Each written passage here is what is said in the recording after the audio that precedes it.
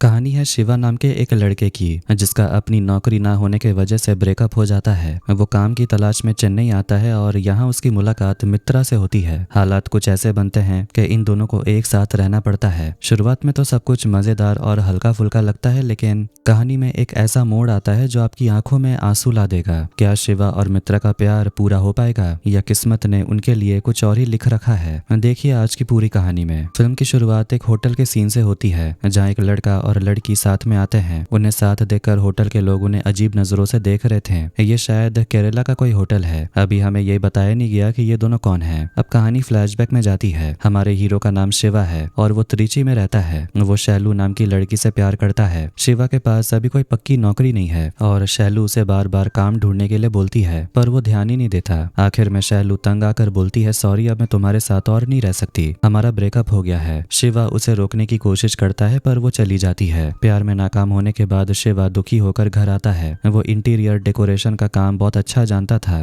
पर उसे सही मौका नहीं मिल रहा। उसके पिता उसे हमेशा ताना मारते हैं कि तेरा भाई देख कितना अच्छा कमा रहा है और तू अभी तक खाली बैठा है। उसके भाई की अपनी समस्या है, शादी के कई साल बाद भी उसे बच्चा नहीं है और उसका इलाज चल रहा है। पिता की डांट से तंग आकर शिवा फैसला करता है कि वो चेन्नई जाकर काम ढूंढेगा। घर वाले उसे रोकते हैं कि वहाँ तेरा कौन है, पर वो किसी की नहीं सुनता और चेन्नई चला जाता है। दूसरी तरफ हमें एक लेडीज हॉस्टल दिखाया जाता है। वहाँ किसी ने नल खुला छोड़ दिया था जिससे पानी बह रहा था। हॉस्टल की वार्डन सबको डांटती है तो पता चलता है ये काम हमेशा की तरह मित्रा ने किया है। वार्डन उसे जल्द से जल्द हॉस्टल से बाहर निकालना चाहती है। अब शिवा चेन्नई में अपनी लाइफ सेट करने की कोशिश कर रहा है। वो घर के अंदर नहीं बल्कि टेरेस पर सोता है। उसने 2 महीने से किराया नहीं दिया है, इसलिए मकान मालिक ने उसे बार बार वॉइस नोट भेजकर कहा है पैसे देने के लिए। शिवा तैयार होकर काम पर निकलने वाला है पर खाली समय पर वो एडल्ट वीडियोस देख रहा था। शिवा अभी उबर बाइक चलाने का काम करता है। वो अक्सर आईटी कंपनियों में काम करने वाले लोगों को उनके ऑफिस छोड़ता है और बातों बातों में उनसे नौकरी के बारे में भी पूछता है, लेकिन अभी तक उसे अपनी पसंद का कोई काम नहीं मिला।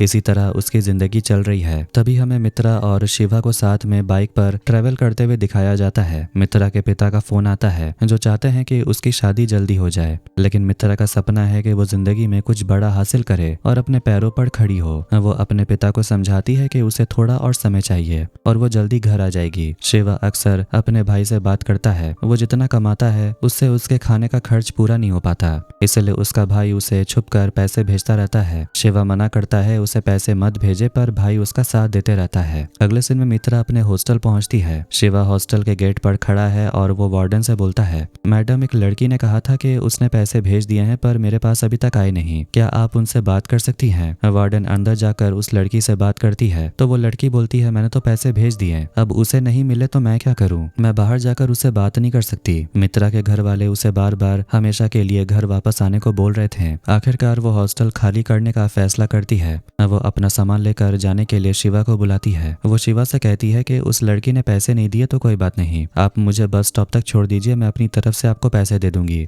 शिवा मान जाता है और उसे लेने पहुंच जाता है। जब शिवा और मित्रा आपस में बातें कर रहे थे तो उन्हें पता चलता है कि वो दोनों आसपास के गाँव में ही रहते हैं। शिवा कहता है, तभी मुझे लग रहा है कि मैंने आपको कहीं देखा है, बस याद नहीं आ रहा। इस पर मित्रा मजाक में बोलती है, कहाँ देखा होगा, यही कहीं सिगरेट पीते हुए देख लिया होगा। शिवा उसे बस स्टैंड पर छोड़ देता है। मित्रा वादे के मुताबिक उस दूसरी लड़की के पैसे भी खुद अपनी तरफ से शिवा को दे देती है। शिवा अभी वहां से निकला ही था कि मित्रा का फिर से फोन आता है। वो कहता है, मुझे बस नहीं मिली, क्या आप वापस आकर मुझे पिक कर सकते हैं? शिवा वापस आता है और उसे ले जाता है। दरअसल मित्रा गाँव नहीं जाना चाहती थी क्योंकि वहाँ जाते ही घर वाले उसकी शादी कर देंगे, इसलिए उसने बस न मिलने का बहाना बनाया। वो वापस अपने पुराने हॉस्टल जाती है, लेकिन वार्डन उसे अंदर आने नहीं देती। वार्डन उसे पहले से ही पसंद नहीं करती थी, इसलिए उसने मित्रा के जाते ही उसका बेड किसी और लड़की को दे दिया। अब मित्रा बोलती है कि मेरी एक दोस्त श्वेता है, मुझे उसके घर छोड़ दो। जब वो श्वेता के घर पहुंचते हैं तो दरवाजा रघु नाम का आदमी खोलता है। मित्रा उसे अंकल बोल देती है, जिस पर वो बोलता है, मैं अंकल नहीं श्वेता का बॉयफ्रेंड हूँ। मित्रा हैरान होकर श्वेता को फोन करती है। श्वेता बताती है कि उसका बॉयफ्रेंड उम्र में थोड़ा बड़ा है और वो दोनों साथ में रहते हैं। मित्रा को वहां रहना ठीक नहीं लगता। फिर वो शिवा को फोन करती है। शिवा अभी घर के बाहर ही था क्योंकि उसे लग रहा था कि मित्रा शायद वापस आएगी। अब शिवा और मित्रा साथ मिलकर पूरे शहर में नया हॉस्टल ढूंढने लगते हैं। वो कई जगह जाते हैं लेकिन कहीं भी मित्रा के लिए सही जगह नहीं मिल पाती। मित्रा कहती है, मैं आपको सारे सारे पैसे एक साथ दे दूंगी, बस मुझे रुकने की कहीं जगह दिला दो।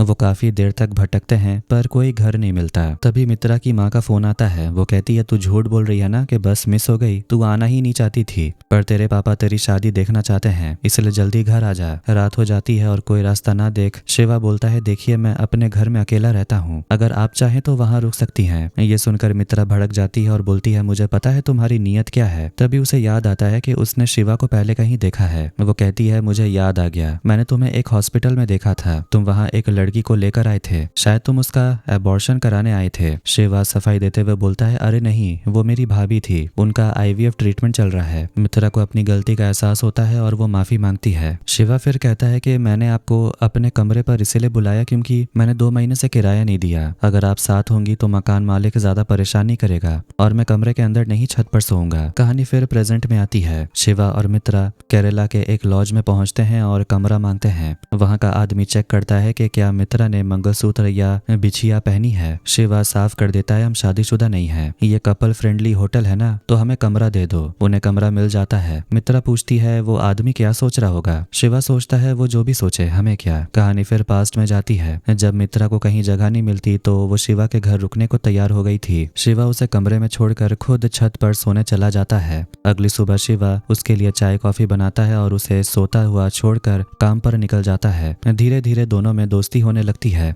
मित्रा अक्सर शिवा की बाइक पर जाती है। एक दिन वो पूछती है, तुम असल में काम क्या करना चाहते हो। शिवा बताता है उसे इंटीरियर डेकोरेशन का काम करने का बहुत शौक है, पर उसे मौका ही नहीं मिल रहा, इसलिए वो बाइक चला रहा है। मित्रा उसका टैलेंट देखना चाहती है और जब शिवा अपने बनाए हुए डिजाइन दिखाता है तो वो दंग रह जाती है। वो कहती है, तुम्हारे पास तो टैलेंट है पर तुम्हें अपनी बात सही से बतानी नहीं आती, और ये दाढ़ी हटाओ, ऐसे क्लाइंट्स को अच्छा नहीं लगता, अगली बार मीटिंग में मैं तुम्हारे साथ चलूंगी। मित्रा को लगता है कि शिवा की कम्युनिकेशन स्किल्स कमजोर हैं, इसलिए वो उसकी मदद करना चाहती है। वो एक क्लाइंट से मिलने जाते हैं। मित्रा बहुत अच्छे से सब समझाती है। क्लाइंट को काम भी पसंद आता है, लेकिन वो पूछता है, क्या पहले कोई प्रोजेक्ट किया है आपने, बिना एक्सपीरियंस के मैं काम कैसे दूं, और वो मना कर देता है। शिवा चिढ़कर कहता है, जब कोई काम देगा तभी तो एक्सपीरियंस मिलेगा, काम भी नहीं देते और एक्सपीरियंस भी मांगते हो। तभी मित्रा एक रास्ता निकालती है। वो कहती है, अपने सब दोस्तों को एक लिंक भेजो जो मैंने तुम्हारे लिए बनाया है, उनसे कहो तुम्हें अच्छी रेटिंग दे, हम ऐसा दिखाएंगे कि तुमने पहले भी बहुत सारे काम किए हैं। शिवा को लगता है ये गलत है, पर मित्रा समझाती है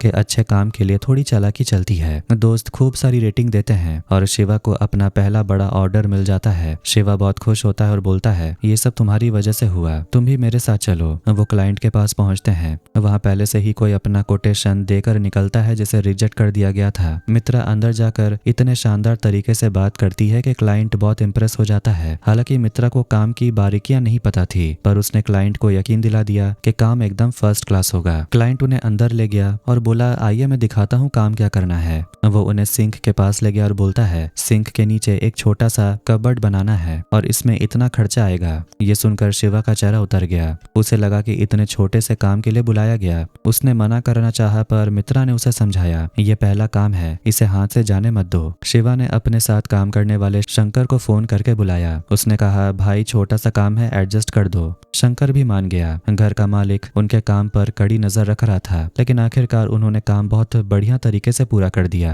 काम खत्म होने के बाद जब वो वापस आए तो मित्रा ने कहा कि उससे चाबी खो गई है। शिवा ने पत्थर मारकर ताला तोड़ दिया और दोनों घर के अंदर आए। अब कहानी फिर से प्रेजेंट में आती है, जहां वो होटल के कमरे में है। होटल का मैनेजर बहुत चालाक है। उसने कमरे में CCTV लगा रखा है और छुप कर देख रहा था कि वो क्या कर रहे हैं, लेकिन वो दोनों सिर्फ बातें ही कर रहे थे। फिर कहानी फ्लैशबैक में जाती है। वो दोनों बस में सफर कर रहे हैं और मित्रा पूछती है, क्या उसे कभी पहले प्यार हुआ है। शिवा बताता है, हाँ हुआ था, पर उसने ये कहकर ब्रेकअप कर लिया कि मैं जिंदगी में कभी कामयाब नहीं हो पाऊंगा। वो उदास होकर बोलता है, शायद वो सही कह रही थी। मित्रा उसका मूड बदलने के लिए अचानक बस रुकवा कर नीचे उतर जाती है। शिवा हैरान होकर पूछता है, आप बीच रास्ते में क्यों उतर गई। मित्रा बोलती है, इस पहाड़ और नज़ारे का मजा लेने के लिए। कभी कभी जब मन में कुछ आए तो उसे तुरंत कर लेना चाहिए, इसमें बहुत मजा आता है। चलते चलते दोनों एक दूसरे के करीब आते हैं और उनके बीच में एक अट्रैक्शन महसूस होता है। अचानक शिवा उसे किस कर लेता है और मित्रा भी मुस्कुराने लगती है। अब बात किस तक पहुंच चुकी थी तो वो सोचने लगते हैं कि क्या उन्हें और आगे बढ़ना चाहिए या नहीं। शिवा को लगा कि अगर मित्रा कहेगी तभी वो आगे बढ़ेगा। मित्रा को लगा कि शायद शिवा खुद पहल करेगा, इसीलिए वो इंतजार करने लगी। शिवा सोने के लिए ऊपर छत पर चला गया, पर वहां जाने के बाद उसे लगा कि शायद शायद उसे नीचे ही रुकना चाहिए था।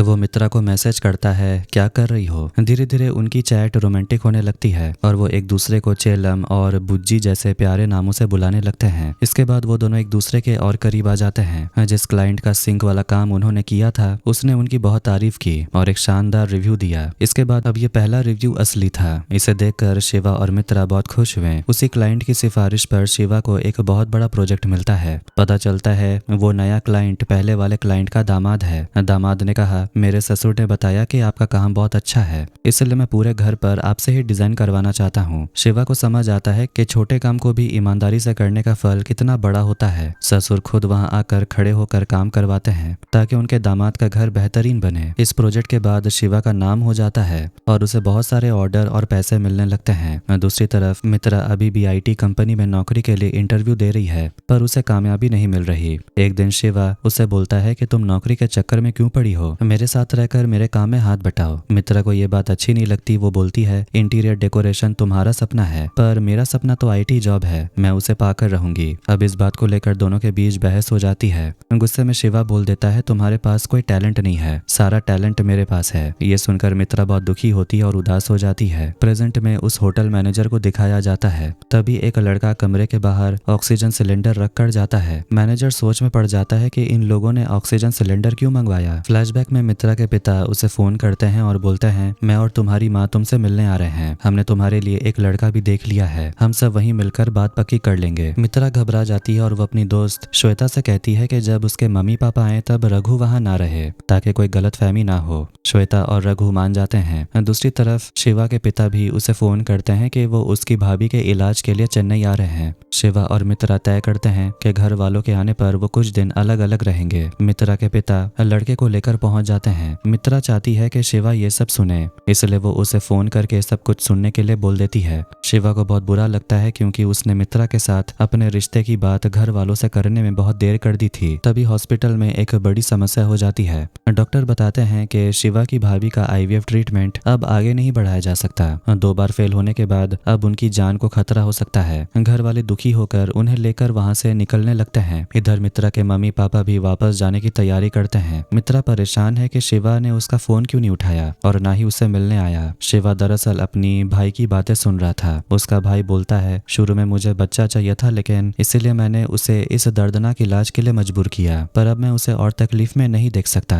अगर डॉक्टर कहते हैं कि इलाज हो सकता है तब भी मैं मना ही कर दूंगा। ये सुनकर शिवा को एहसास होता है कि प्यार में सामने वाले की खुशी ज्यादा जरूरी होती है। वो तुरंत मित्रा से मिलने पहुंचता है। मित्रा गुस्से में कहती है, मैंने तुम्हें कितनी बार कॉल किया पर तुमने कभी उठाया ही नहीं, अब यहाँ से चले जाओ। शिवा उसे समझाता है कि उस समय वो हॉस्पिटल में कितनी बड़ी मुसीबत में था। इसी बीच श्वेता और उसका बॉयफ्रेंड रघु भी एक होटल में रुके हुए थे ताकि मित्रा के मम्मी पापा को उनके साथ रहने का पता ना चले। इधर शिवा और मित्रा एक साथ होते हैं और शिवा उसे किस कर रहा था कि तभी अचानक दरवाजे पर दस्तक होती है। वो डर जाते हैं कि कहीं कोई देख ना ले। जब मित्रा ने दरवाजे के छेद से देखा तो पता चला कि उसके पापा वापस आ गए हैं। शायद उन्हें बस नहीं मिली थी। मित्रा घबरा कर शिवा को छिपने के लिए बोलती है। पापा अंदर आते हैं लेकिन उनकी नजर दरवाजे पर रखे एक जेंट्स चप्पल पर पड़ती है। उन्हें शक होता है और वो पूरे घर की तलाशी लेने लगते हैं। जब शिवा को लगा कि वो पकड़ा जाएगा तो वो खुद ही बाहर आ गया और बहाना बनाने लगा कि मैडम मैं डिश एंटेना ठीक करने आया था, काम हो गया है, अब मैं चलता हूँ। लेकिन पापा को यकीन नहीं हुआ और उन्होंने दरवाजा लॉक कर दिया। पूछताछ करने पर उन्हें पता चल गया कि शिवा और उनकी बेटी मित्रा एक दूसरे से प्यार करते हैं। थोड़ी देर में दोनों परिवारों के माता पिता एक जगह मिलते हैं।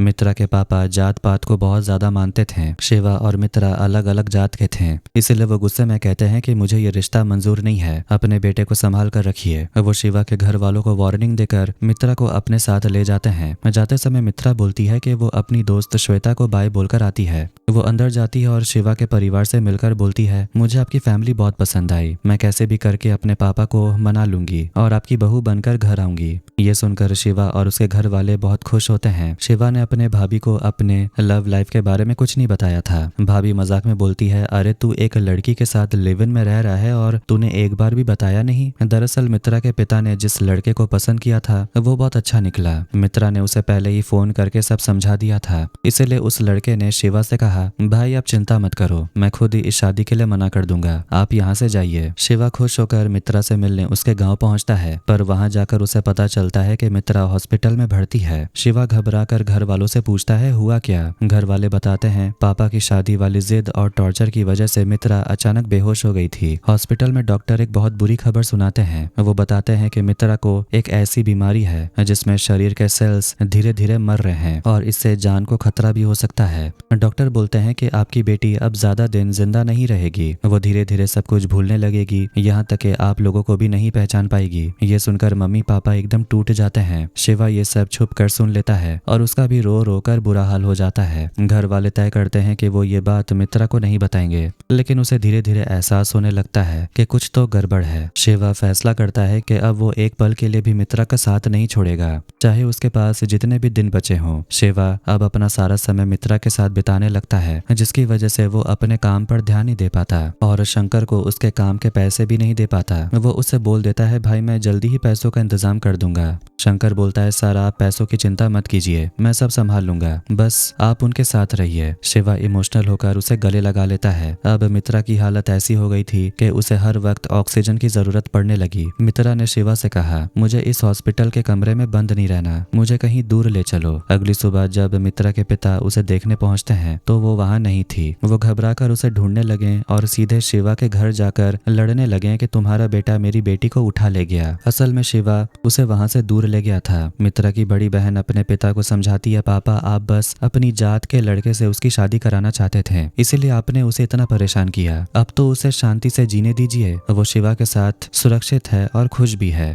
शिवा उसे लेकर केरला आ गया। जब वो एक बोट में सफर कर रहे थे तब शिवा के भाई का फोन आता है। भाई बोलता है तूने ऐसा क्यों किया, उस लड़की की तबीयत कितनी खराब है, अगर उसे कुछ हो गया तो तू फंस जाएगा, उसे जल्दी वापस ले आ। पर शिवा बिना कुछ बोले फोन काट देता है। वो मित्रा को हर वो जगह घुमाता है जहाँ वो जाना चाहती थी। फिल्म की शुरुआत में जो होटल वाला सीन था वो इसी वजह से वहाँ रुके थे। एक दिन अचानक मित्रा उसे पूछती है तुम कौन हो। शिवा एकदम सन्न रह जाता है कि क्या वो उसे भूल गई, पर मित्रा मुस्कुराकर बोलती है अगर मैं किसी दिन सच में ऐसा पूछूं तो तुम क्या करोगे। शिवा समझ जाता है कि ये सिर्फ मजाक कर रही थी और वो उसे गले लगा लेता है। वो खूबसूरत जगहों पर घूमते हैं, लेकिन मित्रा को बार बार सांस लेने में तकलीफ होती है और शिवा उसे सहारा देकर बैठाता है। घूमते घूमते अचानक मित्रा कहीं गायब हो जाती है। शिवा पागलों की तरह उसे ढूंढने लगता है। काफी तलाश के बाद जब वो उसे मिलती है तो वो बोलती है मुझे अचानक रास्ता याद नहीं आ रहा था कि मैं कहाँ हूँ। बीमारी का असर अब साफ दिखने लगा था। शिवा उसे संभालते हुए बोलता है अरे इस शहर में तो मैं खुद भी कभी कभी रास्ता भूल जाता हूँ, इसमें परेशान होने वाली कोई बात नहीं। वो उसे दिलासा देकर वहां से ले जाता है। उन्होंने पहले ही प्लान बनाया था कि कुछ दिन घूमने के बाद वो वापस घर लौट जाएंगे। अब वो वापस अपने शहर आ जाते हैं।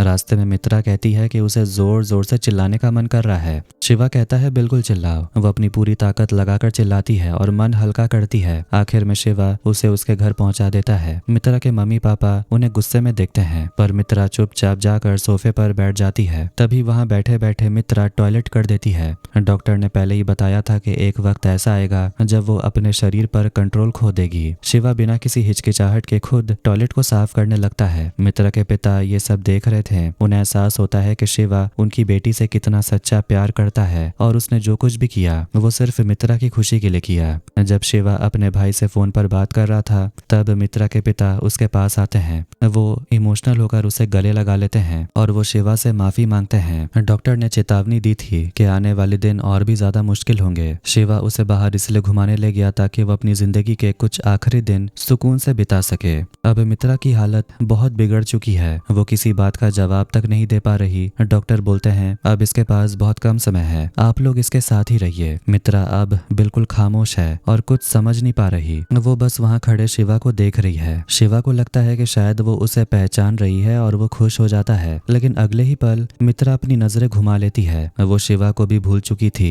ये देखकर शिवा का दिल टूट जाता है। डॉक्टर ने जैसा कहा था मित्रा धीरे धीरे सब कुछ भूलने लगी थी। शिवा रोते हुए कमरे से बाहर निकल आता है। तभी मित्रा के पिता उसके पीछे आते हैं और उसे संभालते हैं। वो कहते हैं बेटा तुमने जो किया वो सही था, तुमने उसे मरने से पहले इतनी खूबसूरत यादें दी, मुझे तुम्हें अपना बेटा कहने में गर्व महसूस हो रहा है। वो ये भी बताते हैं कि शिवा के भाई ने भी एक बड़ा फैसला लिया है। कहानी अब कुछ हफ्ते आगे बढ़ती है। मित्रा की मौत हो चुकी है और उसे दफनाया जा चुका है। शिवा की भाभी और भाई ने एक बच्चे को गोद लेने का फैसला किया है और वो एक बच्चे को घर ले आते हैं। मरने से पहले मित्रा ने शिवा के लिए एक डायरी लिखी थी। उसने लिखा था, मुझे पता है कि मैं सब कुछ भूलने वाली हूँ, इसलिए भूलने से पहले मैं ये लिख रही हूँ। तुम्हारे साथ बिताया हुआ हर पल मेरे लिए अनमोल है और यही यादें मेरे लिए काफी हैं। मैं आज भी कहती हूँ, तुम्हें दूसरों से अपनी बात सही से कहनी नहीं आती, इसलिए अपना ख्याल रखना। डायरी में मित्रा ने आगे मजाक में लिखा था, अब तो मैं तुम्हारे साथ नहीं हूँ, पता नहीं अब तुम लोगों से कैसे बात करोगे और अपनी बात कैसे समझाओगे। उसने डायरी को बहुत दुखी होकर नहीं बल्कि काफी मजाक और हिम्मत के साथ लिखा था। वो लिखती है, हमारी जिंदगी में कभी कभी अचानक ऐसे मोड़ आते हैं जहाँ हमें किसी को गुड बाय कहना पड़ता है। हमें उन हालातों का डट कर सामना करना चाहिए। आखिर में उसने गुड बाय लिखा था। ये पढ़कर शिवा थोड़ा इमोशनल तो हुआ, पर उसे समझ आ गया कि जिंदगी में मूव ऑन करना ही होगा। वो हिम्मत जुटाकर वहां से आगे बढ़ता है और ये फिल्म यहीं पर एंड हो जाती है। तो कैसी लगी आज की स्टोरी कमेंट करके जरूर बताना। वीडियो पसंद आया तो वीडियो को लाइक कर दे, चैनल को भी सब्सक्राइब कर दे। मिलते हैं नेक्स्ट वीडियो में। Take care.